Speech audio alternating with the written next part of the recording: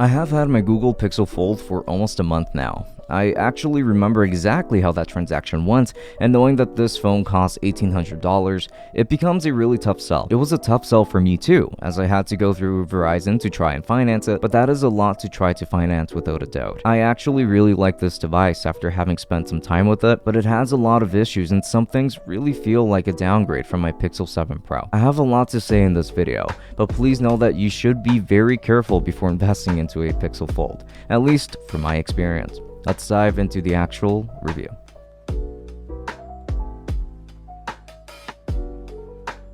The exterior design consists of stainless steel and glass, essentially, which is always welcome. I would say that this build is rather exceptional, if anything, and it will show on every aspect of how this device was put together. The edges are stainless steel, and even the hinge where this phone holds open feels very strong. And once opened, you're greeted with some more bezels that are definitely rather thick, but there's also this metal piece on the top and bottom that really do help support the hinge even further. On top, you're going to find a speaker grill and a microphone. On the bottom, you're going to find some more microphones, a speaker grill, and a USB-C port. On the right, you're going to find a sleep-wake button and volume controls. Overall, the construction is pretty great, and quite literally the only things I don't like about the build is just going to be that the seams or the crease still shows on the Fold, which is a disappointment, to say the least, but more on that later. Also, this phone is actually quite small, and I do not like that aspect. When closed, it feels like you shouldn't be using it that way because it doesn't feel natural to use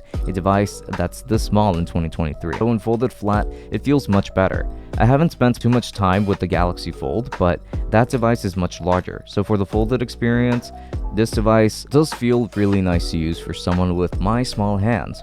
But it would just be easier to adjust to working with a larger display than to settle for something smaller.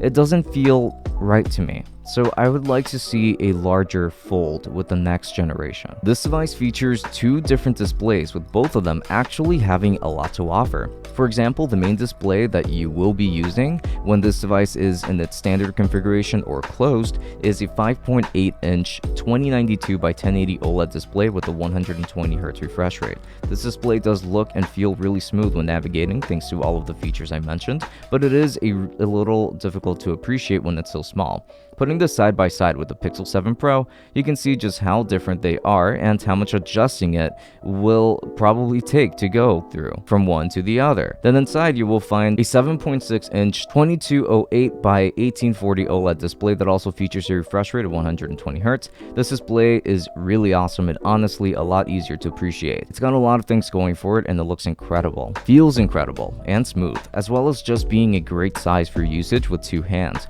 So this section was more so on how gorgeous these displays are rather than how usable, and we will touch on the usability of the larger display very soon in its own section, but take my word for it when I say that the hardware is truly great here. This device will also feature a stereo set of speakers with one speaker on top and another on the bottom. These speakers don't sound like they get quite as loud as the Pixel 7 Pro, but they're still pretty good. They're phone speakers, so I don't expect a lot of depth or anything like that, but the louder the better when it comes to these little devices. So let's have a listen. Final Fantasy 16, so I have a reason to touch my PlayStation 5 again after quite a while.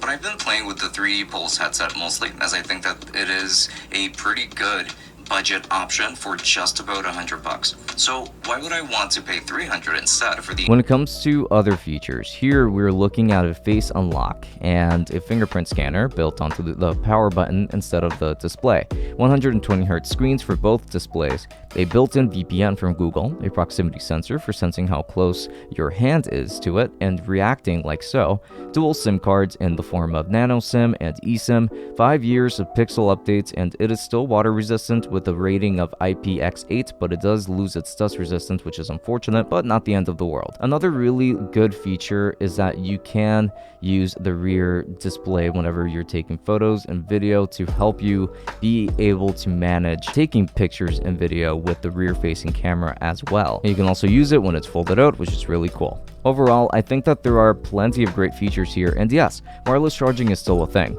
Also, keep in mind that this device will fold completely shut, which is beautiful and gives you 180 degrees of range when folding outward. I love that. When it comes to other tech specs, we have a Google Tensor G2 CPU, Titan M2 coprocessor, 12GB of RAM, 256GB of storage, featuring a 4727 mAh battery, 8MP front-facing camera, 9.5MP camera, and a 48MP camera for the rear. All of these are going to be pretty awesome for sure. So to get a little more specific regarding the camera modules, let's get some of the most important details out of the way. This device features a 9.5MP front-facing camera that can shoot at up to 4K 60. The inner camera is an 8MP camera that shoots at the frame rate and resolution, the same one. The rear cameras are at 48MP that shoot at the same frame rate and resolution, but obviously the quality will differ between all of these due in part to the megapixel count. When it comes to the camera tests, we will be splitting this up into two sections per category. Those categories being pictures and videos, and the sections between front-facing and rear-facing. So let's begin with the front-facing cameras first with pictures. Now, this is a Pixel phone, so what can you expect? The camera is fantastic, and then there is no going around it. Pictures look really good, whether you're using the front-facing camera or the rear-facing camera. And in the way, while the front cameras on both the closed and open side of this device, you should probably know that you can use the rear-facing camera to take selfies while you use the main display as your screen. This is incredible because you can use the best cameras for your selfies. I love this. Throughout this video, you should have seen some examples of photos and what they would look like with the front-facing cameras and the rear-facing cameras. It's just a really good experience, and this is a pretty big deal when it comes to selfie taking. That's for sure. The videos are going to be just as incredible. It shoots at 4K 60 tops and the quality is outstanding. Sure, the front-facing cameras are already really good, but they do have some limitations when it comes to the front-facing camera, specifically how wide of an angle you can get. It's much better with the rear-facing camera, and I want to use this one exclusively to get the best videos that I can. I think that this is definitely the way to go. But overall, you do get fantastic cameras for the rear with great dynamic range, and I pretty much have no complaints about them. I just think that this camera is the best in the business when it comes to consumer smartphones, hands down. Hopefully, the footage on screen does this justice because there is a lot to look at. Stabilization is also still here, and it's probably the best in the business, so this would make for a fantastic camera to use for filming content even. I really am impressed with the rear-facing cameras in videos and even the front-facing cameras for sure. My only gripe is just that it doesn't feature 24 frames per second.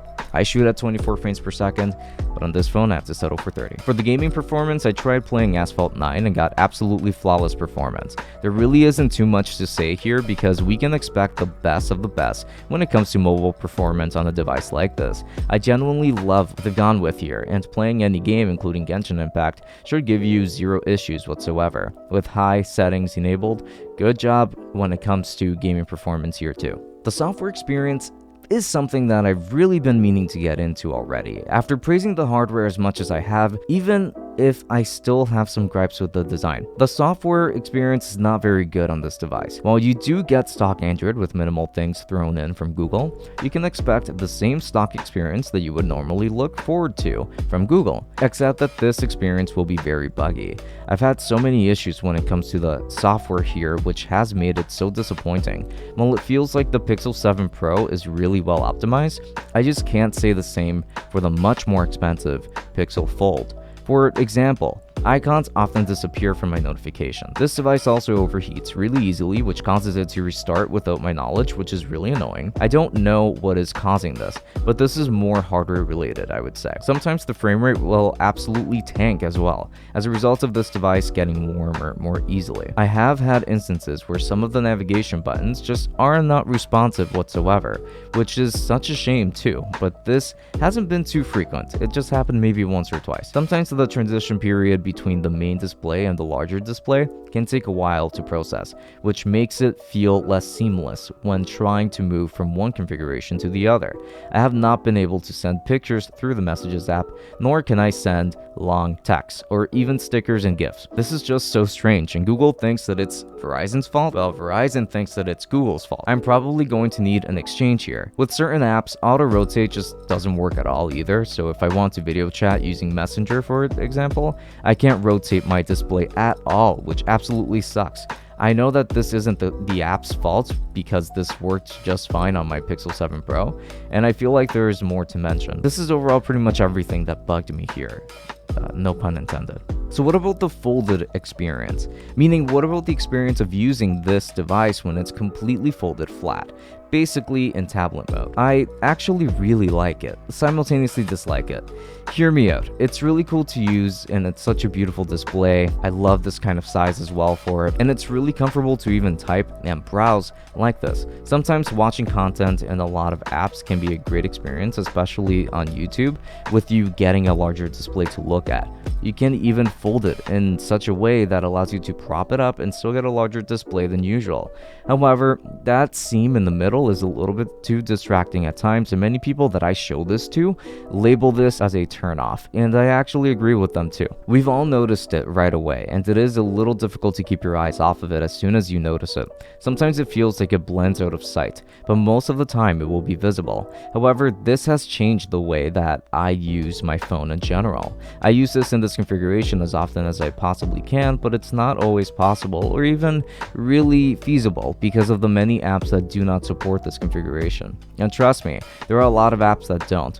Messenger, Instagram, Shop, my banking app, Zip, PayPal, and many more just don't support it, and instead just default to one of the displays. This is a huge shame, and these apps desperately need support for folded displays like this. So the folded experience honestly could be much better if it had proper app support from third-party apps. If this was an Apple foldable, and I hate to say it, it would have had this kind of support already. So third-party developers should try to optimize for these as they become more popular. If it wasn't for the apps, I would say that the folded flat experience is fantastic, but many apps just don't have that support, which almost kills the purpose of a larger display in general. However, I will say this, it works with an app like Amazon or YouTube, and it works really beautiful. That's why I have this love-hate relationship with this aspect of this device, and I mean, that's just how I feel in general. Now, another issue that I have with this device is going to be the battery life. I mostly use this device completely shut because of the app support not being there for the flat display, meaning that it should be lasting me longer, but anything kills the battery rather quickly. I'm usually lucky enough to get a full day of battery with less than typical usage, but with normal usage, this device will easily be on battery saver by the end of the day, which is such a shame as well. The battery life just isn't there for me, and I'm very disappointed with that aspect. So in conclusion, I will be keeping my Pixel Fold, surprisingly enough. Probably exchanging it for a different one due to the issues that I mentioned, since it's likely that my unit is just defective in some way. But either way, it's hard to recommend this for $1,800. The hardware is great, but the software experience leaves a lot to be desired. Google should have invested into making sure that there is a lot more third-party app support from the most popular apps out there, as right now it's just not there, and I don't see these developers optimizing their apps anytime soon unless I just haven't heard anything about it.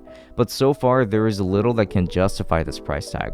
The battery life kind of sucks, and the software experience is buggy, not to mention that the lack of app support is just outright disappointing. So while I will keep mine, I will be keeping a very close eye on a version 2 model. Also, if the software experience can't improve, then this might be my last rodeo with any foldable until Android third-party developers start taking it more seriously. So no, it's not worth $1,800, and frankly, I don't think that it ever is going to be worth it until foldables just become more affordable in general. So thank you so much for watching this video all the way up until the very end. I do very much appreciate it. And if you are still interested in getting yourself a Pixel Fold in spite of everything that I said, then please use my affiliate link down below, because that would be incredibly helpful to our channel and just helping us get more review units like this. So we would very much appreciate it if you were to use that. Now, also, I wanted to note that I do have a TikTok. You can go ahead and follow me over there, and I do have an Instagram now, so please make sure to follow me there as well. Now, with that said, this has been Francisco from Tech Summit. Thank you for watching, and until next time, enjoy.